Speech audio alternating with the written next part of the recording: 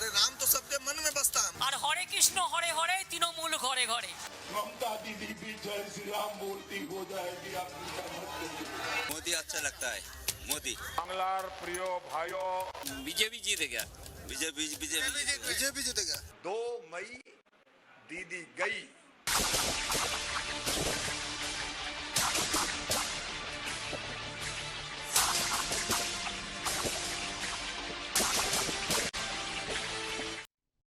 नमस्कार, स्वदेश न्यूज देख रहे हैं आप और मैं हूं आपके साथ वागीशा। स्वागत है आपका विशेष कार्यक्रम में।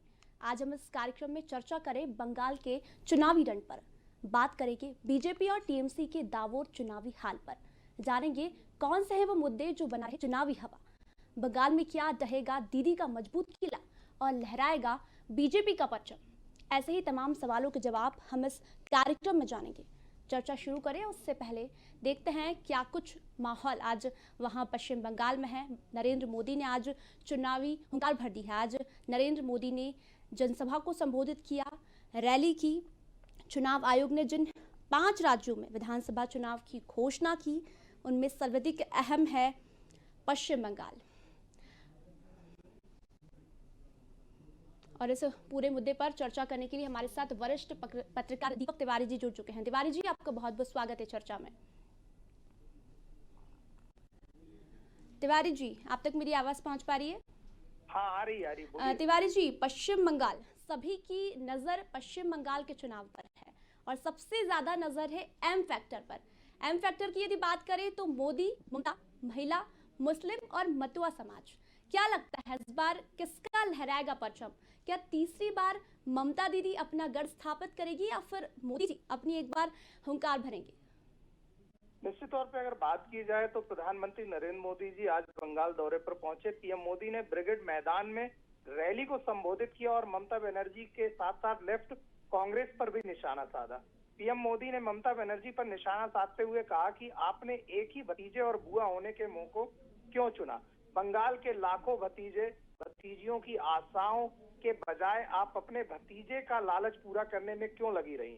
आखिरकार आप भी भाई भतीजावाद के उन कांग्रेसी संस्कारों को छोड़ नहीं पाए जिनके खिलाफ आपने बगावत की थी।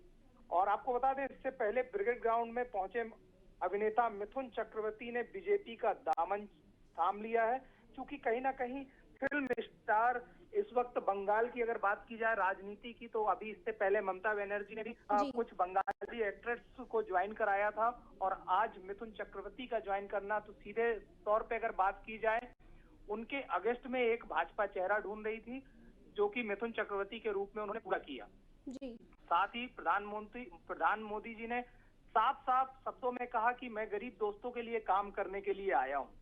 और वहीं बात की जाए ममता बनर्जी की, तो ममता बनर्जी ने भी सिलीगुड़ी में अपनी पदयात्रा प्रारंभ कर दी है और पदयात्रा में भी भीड़ काफी देखने को मिल रही है।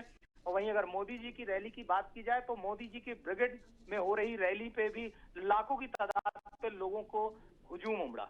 जी दादा। दीपक जी, आपने भाई भतीजावाद की बात की तो इस बार एक नारा दिया है, एक स्लोगन के सहारे दीदी चुनाव लड़ने जा रही है। उनका कहना है कि बंगाल की जनता ममता दीदी यानी बंगाल की बेटी को चाहती है। तो क्या लगता है? और उसके बाद बीजेपी ने भी उन पर पलटवार किया कि इस बार भुआ नहीं बल्कि बेटी, बंगाल की बेटियां जीतेगी चुनाव। इस पर क्या कुछ कहेंगे आप?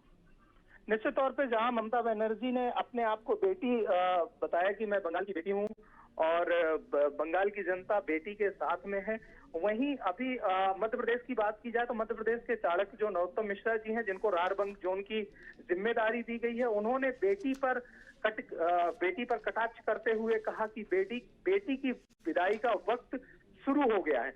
मतलब 2 मई दीदी गई स्लोगन भाजपा ने भी अपना चालू किया है, 2 मई दीदी गई। वहीं अगर ममता बनर्जी की बात की जाए तो ममता बनर्जी दीदी अपनी बेटी शब्द का इस्तेमाल करना चाहती हैं, कहीं ना कहीं इमोशनल अटैचमेंट भी करना चाहती हैं बंगाल की जनता के साथ में कि ये बेटी का चुनाव है।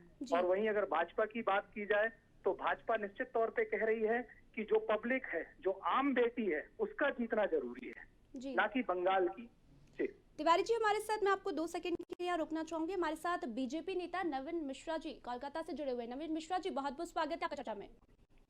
बहुत बहुत नमस्कार मिश्रा जी, पश्चिम बंगाल पर सभी की नजर है, एम फैक्टर सबसे बड़ा, सभी की नजर उसी पर है।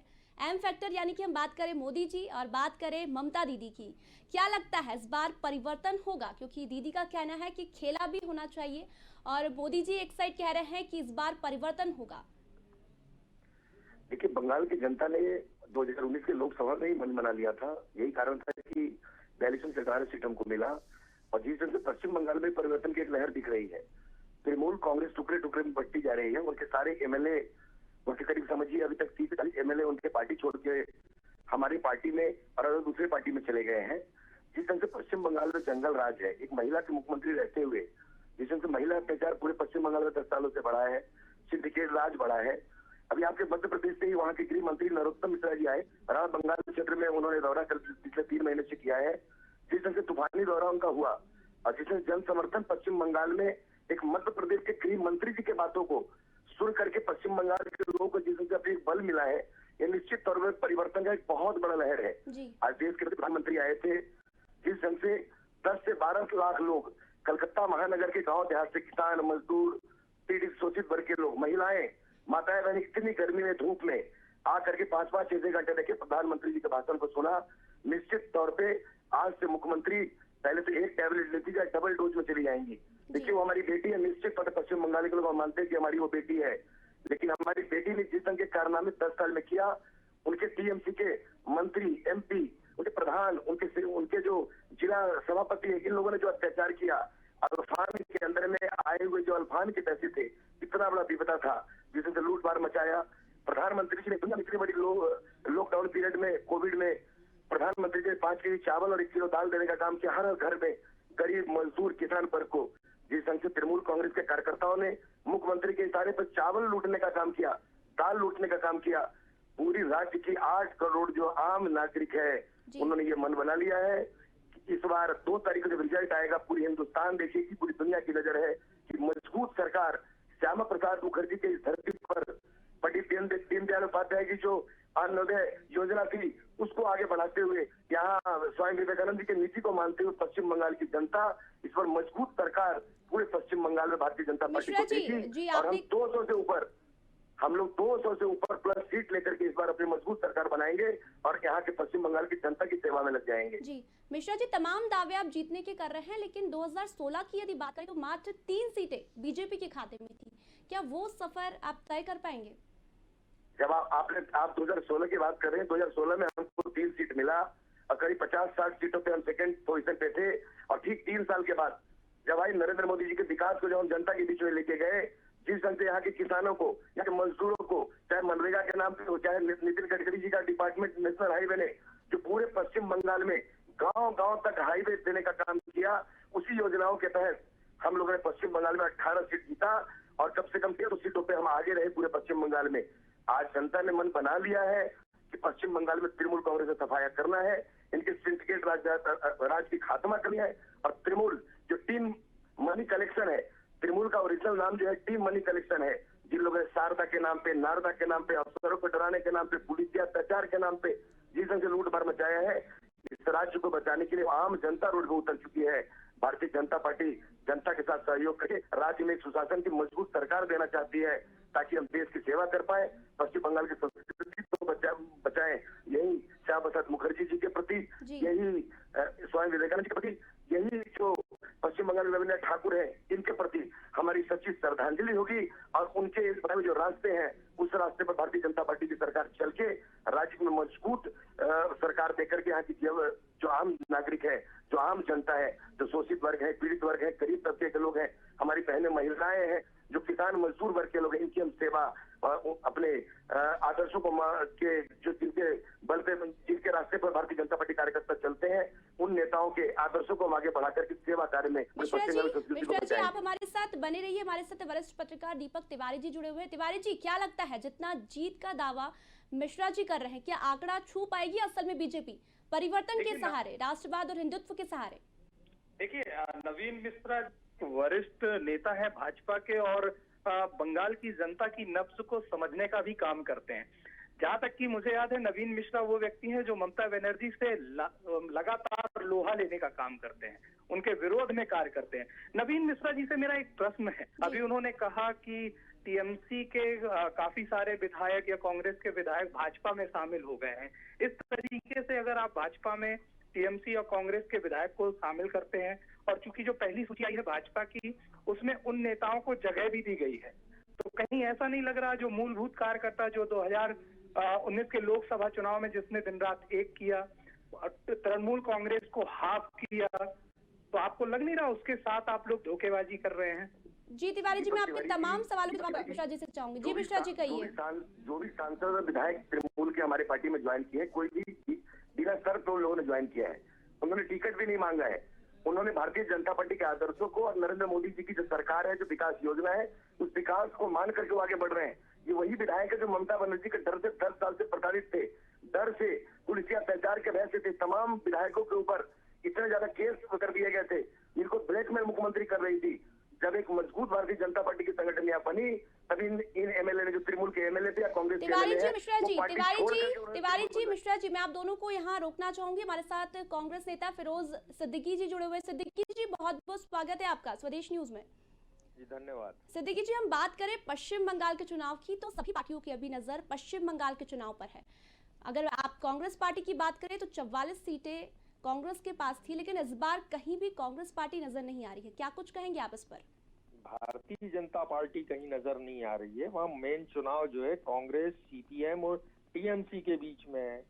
प्रधानमंत्री आए तो क्या बोल के गए, क्या बताया उन्होंने कि 100 रुपए का सिलेंडर बोलो किया कि नहीं, 45 साल में सबसे ज्यादा बेरोजगारी हुई कि नहीं, जितने भ्रष्टाचारी टीएमसी के थे वो भाजपा में आए कि नहीं, 900 रुपए का सिलेंडर दिया कि नहीं, ये सारे मुद्दे हैं। वो कह रहे थे गरीब का बच्चा भी इंजीनियर डॉक्टर बनेगा वहाँ, तो उनकी मध्य प्रदेश में सरकार है 15 साल से, एक और व्यापम करेंगे लगता है वो वहाँ, इसलिए डॉक्टर गरीब आदमी वो भी बनेगा। कहीं ये जनता की बातों का जवाब नहीं दे पाई भारतीय जनता पार्टी। पंडित श्यामा प्रसाद मुखर्जी के नाम वोट मांगिए, वो लेटर भी उनका दिखाइए कि 1942 में उन्होंने क्विट इंडिया मूवमेंट का विरोध किया था, और मुस्लिम लीग के साथ जो थी हिंदू महासभा की सरकार थी, और मुस्लिम लीग की सरकार में ये डिप्टी सीएम थे नवीन मिश्रा जी, बता देंगे वहां जाके लोगों को। ये सारी नेताजी सुभाष चंद्र बोस को अभी भूल गए, 3 दिन में ही भूल गए। नहीं तो हमसे सवाल कर रहे थे कि आपने नेताजी सुभाष चंद्र बोस का सम्मान नहीं किया। तो भारतीय जनता पार्टी सिद्दीकी जी, तमाम सवालों के जवाब हम मिश्रा जी से लेते हैं। मिश्रा जी, क्या कहेंगे आप? ये कह रहे हैं कि मोदी जी ने क्या किया है, क्या मुफ्त में बिजली कनेक्शन दिया है, क्या मकान बनवाए हैं, फिर से एक और व्यापम वहां पैदा करना चाहते हैं? मोदी जी ने पूरे हिंदुस्तान के उन माताओं का, उन बहनों का, उन मजलूम किसान वर्ग के बहनों का, जो अब पिछले 70 सालों से घर के अंदर, चूल्हा के अंदर लकड़ी जलाती थी, उपले जलाती थी और गोबर के कोयठे से खाना बनाती थी, उन बहनों के आंसू को पोंछने का काम किया उज्ज्वला योजना के तहत। मोदी जी ने उन घर में दिया जलाने का काम किया है जिसमें कभी 70 साल के अंदर में लाइट तो छोड़िए, पोल का खंबा नहीं दिखता था। उसी राजीव गांधी विद्युतीकरण योजना के तहत हिंदुस्तान के हर गांव में हमने लाइट देने का काम किया है। नितिन गडकरी जी का डिपार्टमेंट है नेशनल हाईवे, जिसमें कभी कल्पना नहीं किया जा सकता था कि रोड जाएगी। पश्चिम बंगाल छोड़िए, पूरे हिंदुस्तान के कश्मीर से कन्याकुमारी तक एक एक गांव को हमने जोड़ने का काम किया है प्रधानमंत्री रोड योजना के तहत, नेशनल हाईवे के तहत। और अटल बिहारी वाजपेयी जी की स्वर्णिम योजना थी, उस योजना के तहत हमने गांव गांव तक रोड देने का काम किया है। हमने उज्ज्वला योजना के तहत इलेक्ट्रिक सिलेंडर के साथ इलेक्ट्रिक देने का काम किया है। सिद्दीकी साहब, आप थोड़ा चश्मा बदलें, समाजवाद के चश्मा से देखिए, सामाजिक समरसता को देखिए। महंगाई पूरी दुनिया की स्थिति है, ये हमारे हिंदुस्तान की नहीं है। आपने कांग्रेस की सरकार देखी, जन मोर्चा की सरकार देखी, वामपंथियों की सरकार आपने साथ में देखी है। आप पश्चिम बंगाल आए, मैं ममता बंदोपाध्याय जी के चित्र भवानीपुर में हूँ, उनके विरोध में मेरी राजनीति है। पिछले 10 सालों में हम लोगों ने क्या कहा है वो आप देखें। आप अतिथि हैं, हमारे भाई हैं, आप आइए, आप अतिथि बनकर पश्चिम बंगाल को घूमिए। आपको पश्चिम बंगाल के सरजमीन में जो गंगा जमुना की तहवीज थी, उस तहवीज को वामपंथियों ने कैसे तोड़ा है। ममता बंदोपाध्याय ने हिंदू मुस्लिम एकता को किस तरह से तार तार किया है, सामाजिक एकता को कैसे तोड़ करके धर्मनिरपेक्षता को के ऊपर प्रहार करके, और उन्होंने किस ढंग से इस राज्य के अंदर जो कॉलोनाइजेशन, जो कॉम्युनल फीलिंग्स है, उस पूरे पश्चिम बंगाल के ढंग से फैलाया है। सिद्दीकी साहब आप आए, आप हमारे भाई हैं, आपका स्वागत है। मिश्रा जी और सिद्दीकी जी हमारे साथ वरिष्ठ पत्रकार, मिश्रा जी, सिद्दीकी जी हमारे साथ वरिष्ठ पत्रकार दीपक तिवारी जी जुड़े हुए। आइए उन्हीं से जानते हैं उनका क्या कहना है। तिवारी जी, क्या अराजकता एक बड़ा मुद्दा होने वाला है पश्चिम बंगाल चुनाव में? निश्चित तौर से अराजकता बड़ा मुद्दा उभर के आया है और ये मुद्दा बनेगा भी। अगर बात की जाए कांग्रेस, जैसे कि अभी सिद्दीकी जी साहब ने बोला कि कांग्रेस, तृणमूल कांग्रेस और कम्युनिस्ट पार्टी वहां पर चुनाव लड़ रही है, भाजपा कहीं नहीं है। ये तो वही मुहावरा हो गया, राजा बोला रात है, रानी बोली रात है, मंत्री बोले रात है, संतरी बोले रात है। लेकिन यह सुबह सुबह की बात है। हमें समझना होगा, हमें जानना होगा, हमें समझना होगा कि कांग्रेस वहां पर कहां पर है, और कांग्रेस को भी अपना साफ करना होगा ममता बनर्जी के साथ है या वो खुद चुनाव लड़ रही है। क्योंकि ये बात आज इस समय जो मुद्दा चल रहा है वो टीएमसी वर्सेस भाजपा चल रहा है। कांग्रेस निश्चित तौर पर कहीं दिखाई नहीं दे रही है, उनके बड़े नेता नहीं दिखाई दे रहे हैं, बड़े नेताओं की कोई रैलियां नहीं हो रही हैं बंगाल के अंदर।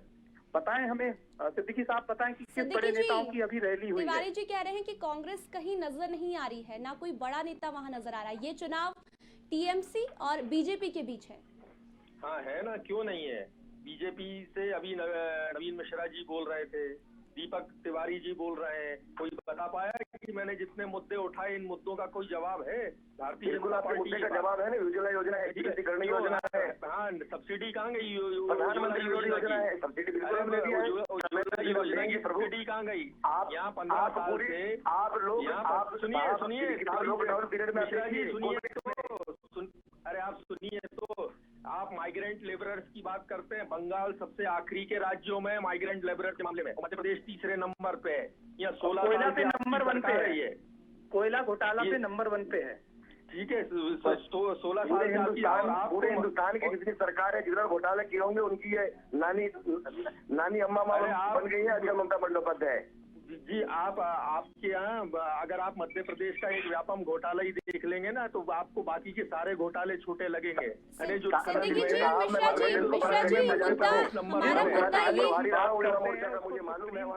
मिश्रा जी और सिद्दीकी, हमारा मुद्दा यह है कि अब किसका परचम लहराएगा। एक और मुद्दा जो बड़ा वहां होने वाला है सीए एनआरसी को लेकर। एक तरफ दीदी ने सभी लोगों से बोला है कि सीए एनआरसी की सदस्यता दिलाएगी, वहीं बीजेपी भी कह रही है कि गैर मुस्लिम जो लोग हैं उन्हें भी सदस्यता मिलेगी। इस पर क्या कुछ कहेंगे आप?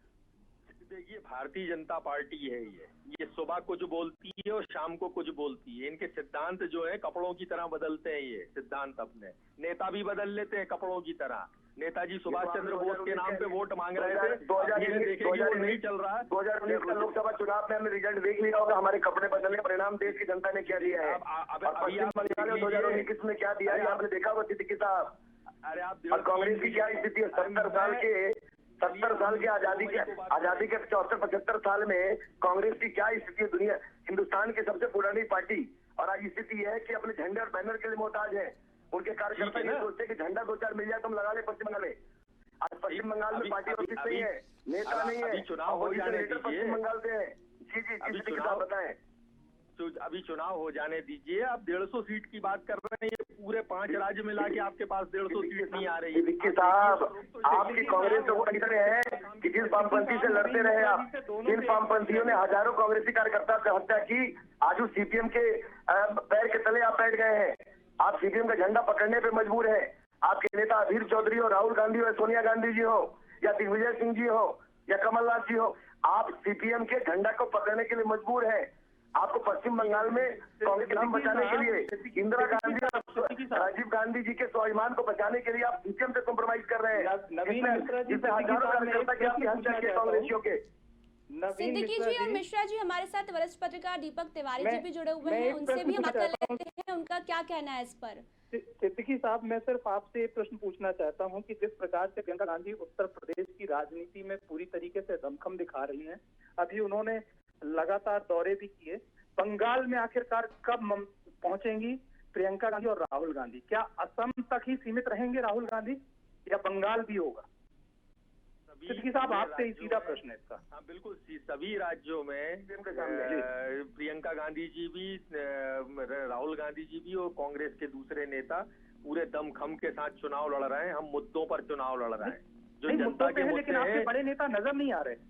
आएंगे वो सारे बड़े नेता भी नजर आएंगे। सिद्दीकी जी, आपने मुद्दे की बात की। सिद्दीकी जी, आपके मुद्दे को और आपके नेता को चेहरा भी पश्चिम बंगाल की जनता देखना नहीं चाह रही है। कंडीशन ये हो गया है।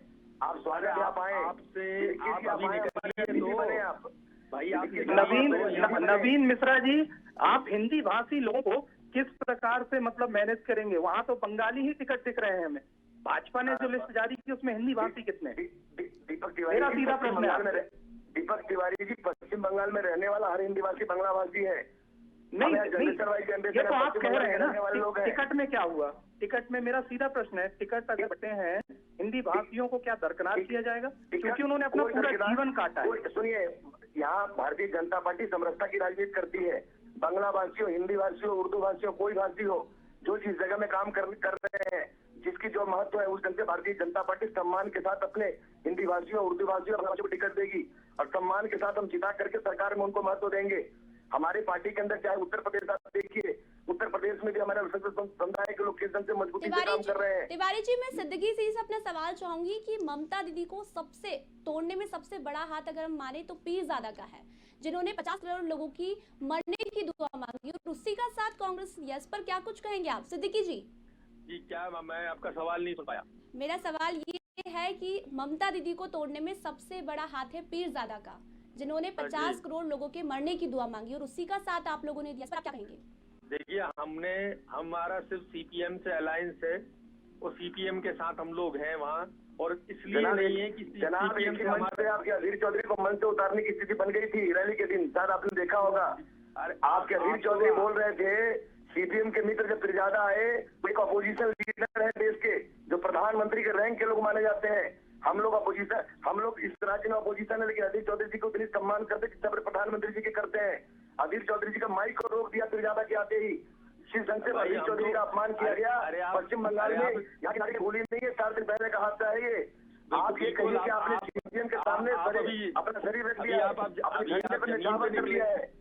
अभी आप जमीन पे निकले नहीं है नवीन जी, निकलिए। लोग सिलेंडरों के जवाब पूछेंगे, अभी लोग सिलेंडर का जवाब पूछेंगे। जनाब सिद्दीकी जी, आपको मैं बता देता हूँ कि जो अल्पसंख्यक इलाका है हमारा, चाहे वो मालदा हो, चाहे वो हमारे मुर्शिदाबाद हो या बीरभूम हो, आप उस जिले के अंदर किसी अल्पसंख्यक समुदाय के हमारे भाई से मेरे बारे में पूछेंगे तो आपको बताएंगे। मैं बहुत करीब, मैं भारतीय जनता पार्टी के ये काम आपने अच्छा किया, ये काम अच्छा किया और मध्य प्रदेश के चैनल पे बोला आपने।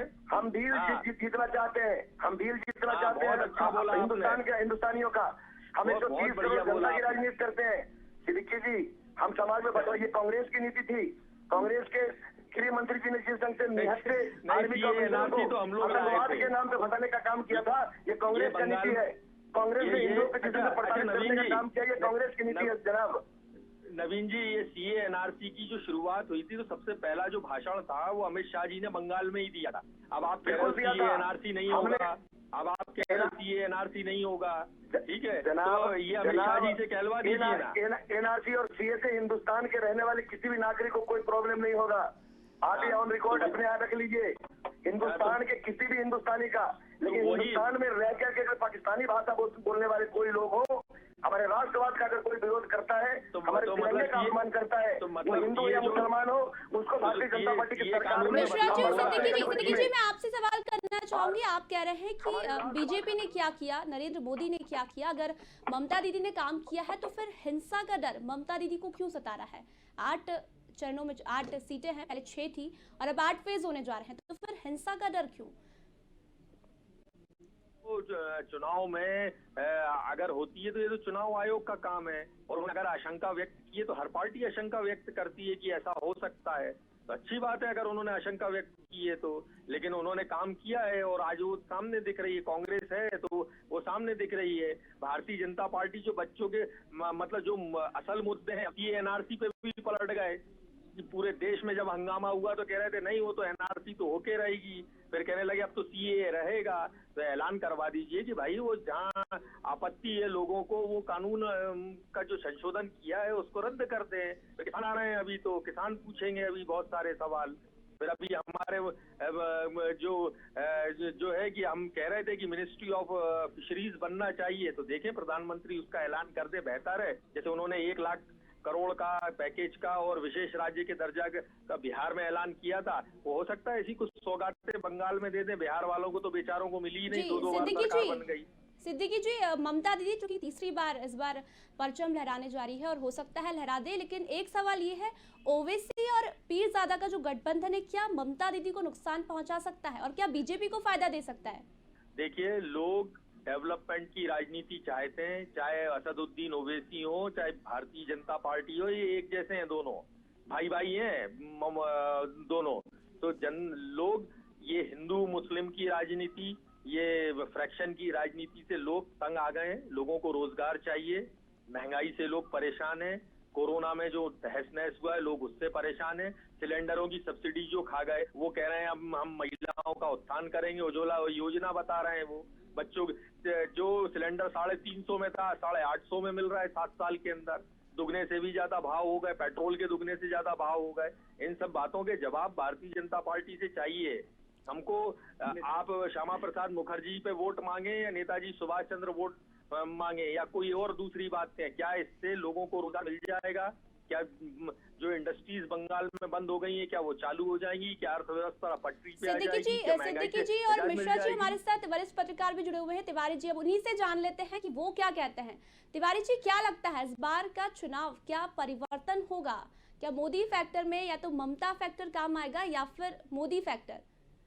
निश्चित तौर पर अगर बात की जाए, जो अभी सिद्दीकी साहब ने एक बात बोली कि महंगाई का मुद्दा, कहीं ना कहीं महंगाई का मुद्दा निश्चित तौर पर यहाँ देखने को मिलेगा। रोजगार यहाँ पर सबसे बड़ा मुद्दा है। उससे पहले कम्युनिस्ट थी तब भी यही मुद्दा था। रोजगार पिछले 10 सालों से टीएमसी में भी गोते लगाता रहा और रोजगार की इतनी व्यवस्थाएं नहीं हो पाई। इस वक्त सबसे बड़ा मुद्दा अगर बंगाल के अंदर कुछ है तो वो है रोजगार। निश्चित तौर पर कृषि, जो कि कृषि बिल को लेकर जो विरोध लगातार चल रहा है, वो भी मुद्दा बनने का प्रयास करेगा। लेकिन हाँ, बंगाल में आकर ये मुद्दा बिल्कुल ठंडा पड़ जाता है कृषि। अगर अपन दिल्ली की बात करें या कहीं की बात करें तो निश्चित तौर पे बंगाल में मुद्दा देखने को कम मिलता है, क्योंकि जहां तक कि मैं घूमा हूं सभी जगह, राजभवन में भी घूमा, उसके बाद मैं हावड़ा और कलकत्ता में भी घूमा। उसी वक्त मेरी नवीन मिश्रा से भी मुलाकात हुई और कांग्रेस के भी नेताओं से और टीएमसी के भी बड़े नेताओं से बातचीत हुई। पार्टी में अंदरूनी कलह सभी पार्टियों में देखने को मिल रही है, वो चाहे भाजपा हो, कांग्रेस हो या टीएमसी हो या कम्युनिस्ट पार्टियां हो। अंदरूनी कलह जिस पार्टी में ज्यादा बढ़ेगी उस पार्टी का ग्राफ नीचे गिरेगा। और भाजपा चूंकि संगठन उसके सामने कार्य करना स्टार्ट कर चुका है, अभी जैसा कि उन्होंने बोला श्यामा प्रसाद मुखर्जी के नाम पर वोट मांग रहे हैं, उससे पहले सुभाष चंद्र बोस के नाम पे आए, सीए एनआरसी के लिए आए, निश्चित तौर से ये मुद्दे भी करेंगे। लेकिन सबसे बड़ा जो मुद्दा निकल के आ रहा है वो आ रहा है राष्ट्र फर्स्ट वाला जो मुद्दा है कि देश, वहां पर कहीं ना कहीं बंगाल देशभक्ति से ओतप्रोत है। और अगर अब वहां पे लोगों को ये सोचना है कि कौन सी पार्टी देश के साथ है और कौन सी पार्टी देश के विरोध में है। जी मिश्रा जी, आपसे एक सवाल चाहूंगी। ममता दीदी आप बीजेपी के तमाम नेताओं को बाहरी बता रही है, इस पर क्या कहेंगे आप? मिश्रा जी, देश में हिंदुस्तान में काफी कन्याकुमारी, ये हिंदुस्तान के रहने वाले किसी भी प्रदेश के कोई भी हिंदुस्तानी है, हिंदुस्तान की किसी भी स्टेट में जाके बसता है, रहता है, चुनाव लड़ता है। पश्चिम बंगाल के विकास में जितना ममता बनर्जी जी के परिवार का योगदान है उससे कहीं ज्यादा हम लोग का योगदान है। हिंदी भाषी प्रदेश के अंदर रिक्शा चलाते हैं, ठेला चलाते हैं, पान बेचते हैं, झाड़ू लगाते हैं, हम नाला साफ करते हैं, हम ब्यूरोक्रेट IAS IPS हैं, हम सरकार को चलवाते हैं। इसलिए यहाँ जो पैरागोतो शब्द है, वो पैरागोतो शब्द जो है वो बाहरी का, वो ममता बनर्जी के ऊपर लागू होता है, हम लोग पर लागू नहीं होता है। ममता बनर्जी जी ने इस चीज को करके समाज को तोड़ने का काम किया है, बांग्लाभाषी हिंदू भाषियों के लिए पैदा किया है। और इसके लिए इस बार का चुनाव में उनको पश्चिम बंगाल की जो आम जनता है, चाहे हिंदी भाषी है, उर्दू भाषी, उनको माफ नहीं करेगी। उनका विदाई समारोह ठीक अभी 4 बज रहा है, 2 मई को 4 बजे तक उनका विदाई समारोह होगा पश्चिम बंगाल में। आप तमाम मीडिया के चैनलों पे देखेंगे, आप तमाम मीडिया के जो सम्मानित पत्रकार नवीन जी बोल रहा हूँ है कि नहीं? नवीन जी, मेरा प्रश्न एक सीधा आपसे, आपने बोला कि सभी का सम्मान करते हैं, है ना? हिंदी भाषी 2016 की बात करें, आप अपनी पूरी कमेटी, स्टेट कमेटी से लेकर जिला कमेटी की लिस्ट उठाइए और उसमें देखिए हिंदी भाषियों की संख्या अच्छी खासी मानी जाती थी, अच्छे तादाद पर थे लोग उस पे। चूंकि हिंदी भाषी रोड पे आते थे, ममता के अगस्त को रैली होती थी या प्रोटेस्ट होता था तो उसमें हिंदी भाषी सबसे आगे रहते थे।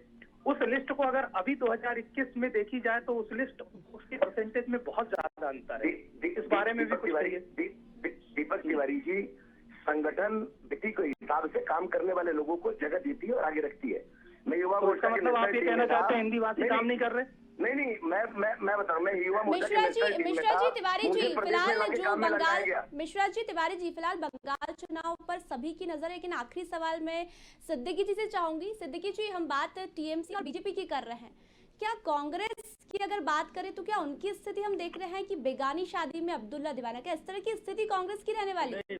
ये स्थिति ये होगी कि वहाँ बंगाल में, मैंने आपको कहा ना, आप 2 तारीख को देख लीजिएगा, ये 5 राज्य मिला के 3 डिजिट में नहीं आएंगे। जो जनता में अभी आक्रोश है जमीन पे, क्या किया है आपने लोगों के लिए? आपकी केंद्र सरकार ने, मोदी जी अपनी एक आध उपलब्धि गिना जाते। मैंने लॉकडाउन लगा दिया था आधी रात को, बिल्कुल 1 मिनट में लगा दिया था। मतलब सिद्दीकी जी आप भी नरेंद्र मोदी जी को धन्यवाद दीजिए, नरेंद्र मोदी जी को धन्यवाद दीजिए कि लॉकडाउन लगा करके देश के 30 करोड़ जनता के परिवार बीमारी लॉकडाउन का लगना ये एक मिश्रा जी और सिद्दीकी जी समय बहुत कम है, मैं यही कहना चाहूंगी। मिश्रा जी और सिद्दीकी जी, मैं आपको नहीं रोकना चाहूंगी।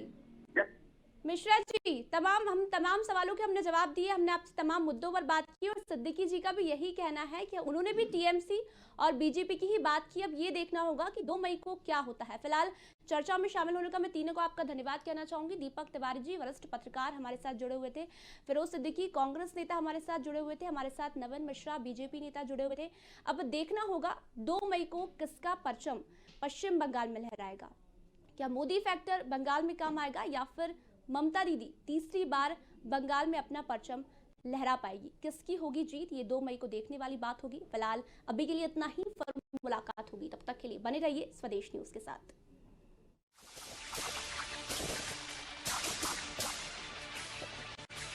भारत माता की हरे कृष्ण हरे राम, विदाय जाओ बीजेपी ब्राह्म। जय श्री राम। अरे राम तो सबके मन में बसता है। और हरे कृष्ण हरे हरे तृणमूल घरे घरे। ममता दीदी भी जय श्री राम बोलती हो जाएगी, आप चिंता मत करिए। मोदी अच्छा लगता है, मोदी। बांग्लार प्रियो भाइयों, बीजेपी जीतेगा, बीजेपी बीजेपी जीतेगा। 2 मई दीदी गई।